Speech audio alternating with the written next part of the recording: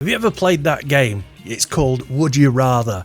You know, when somebody asks you a question like, would you rather fight one buffalo or 20 swans? You know, stuff like that. Well, I found on the stream that I do twice a week, Wednesdays and Saturdays, make sure you don't miss it, that a lot of these would you rather questions come up, but about guitars and gear. So I thought I'd take a look at some of the would you rather questions, Guitar Edition, that have come up recently in the video today. Before I get into it, check this guy out. Hi, it's Andy from the future. Before I jump right into the video today, I've got a huge favour to ask. If you enjoyed the video, you found it informative, helpful, entertaining, anything like that, could you be so kind as to drop a like on the video? Leave a comment and say hi. YouTube is really competitive right now, and all the little free things such as likes, comments, anything like that, it really helps the channel out. Thank you so much. Back to the video. So, welcome to the first ever episode of guitar related Would You Rather. Feel free to jump in the comments with any of your own answers. So yeah, the first one, and this one gets thrown out there a lot on social media, so we'll try this one first.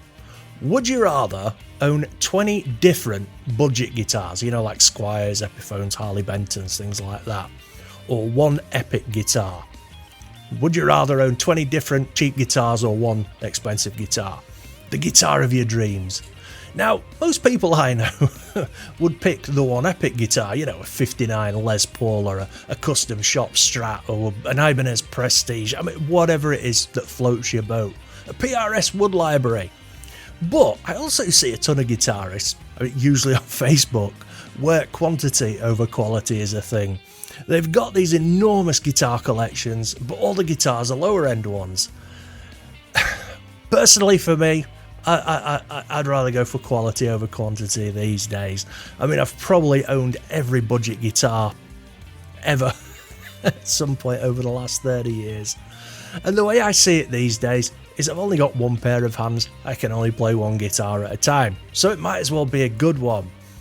But saying that, a huge collection of guitar, rows and rows of guitars, it looks awesome. Look, there's no right or wrong answer. These are just things that have cropped up on the stream over the week, and I thought I'd talk about them in this video. Anyway, next one.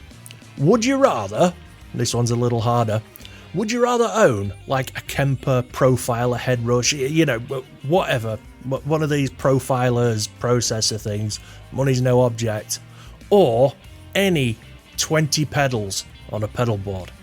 And it's not about the money. You're not allowed to say, oh yeah, I'd get the pedals and sell them or something. It's not about that. It's what would you rather own. So would you rather pick the any 20 pedals or the fanciest processor out there, or profiler? I suppose if you pick the pedals, you can have like a Clon Centaur and a bunch of Strymons. You know, that's if you pick the pedals. But then if you get a good profiler or processor, I mean, you can have patches of all these things anyway, so it is a bit of a tough one. I think this question actually really separates, you know, the purists from the rest of the herd. Personally, for me, I'd rather have the profiler processor thing. I'm not a purist. I like solid state amps, for crying out loud, and I like gadgets. But I do know a load of guys who would always go for the pedals over profilers. It's not really an argument I'm willing to get involved in. I mean, I can see valid arguments for both, and I honestly think that with pedals versus profilers processors, it's a case of personal preference. And let's really be honest for a minute. Your average Joe, you know, the average person listening to this cannot tell the difference between a profiler and a pedal board. Let me know what you'd pick and why. I am genuinely interested. I might do a follow-up video. So, next one. Would you rather own an original hand-wired Dumble amp, or a brand new top-of-the-range Fender or Marshall or Mesa or whatever? Now, I think this actually really rides on the kind of music you play. I mean, don't get me wrong, I know plenty of guitarists that would choose the Dumble in a heartbeat. It's probably one of the rarest amps out there, and, you know, it is known for being one of the nicest sounding amps, but I suppose if you play death metal or something, a dumble is not going to be a lot of use to you. I mean, me, I know I would plump for a nice new solid state amp. I think most people probably would. But I mean, it would be cool to own one of those dumble things anyway. So, right, we've got one more. Just going to do one more. I want to save some of these for the stream. Don't forget that I stream every Wednesday and Saturday, 9 PM UK time. It's basically just me and somebody else, usually Jim on a Wednesday, and we're just being guitar nerds and talking about guitars and gear and stuff. And the chat is really busy. It's always some really cool people in there, and it's a cool place to hang out and chat with other people and, you know, into guitars and stuff. So yeah, 9 PM UK time, Wednesdays and Saturdays, live stream. So, last one. Would you rather have one guitar lesson with your all-time favourite guitar hero of all time, living or passed on, or own one of their guitars, you know, that they owned and played?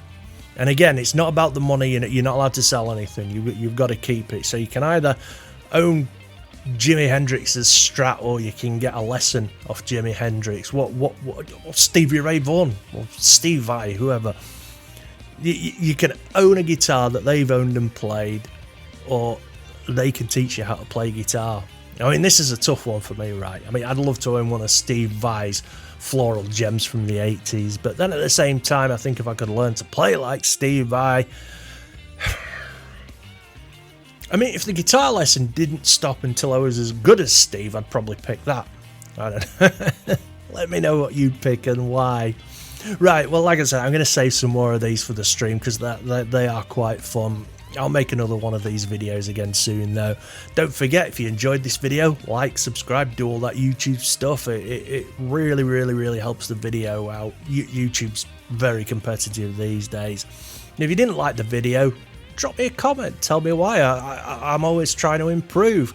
I'll leave some links in the description for my socials and everything else. You can follow me on Twitter. I'm very, very active on Twitter.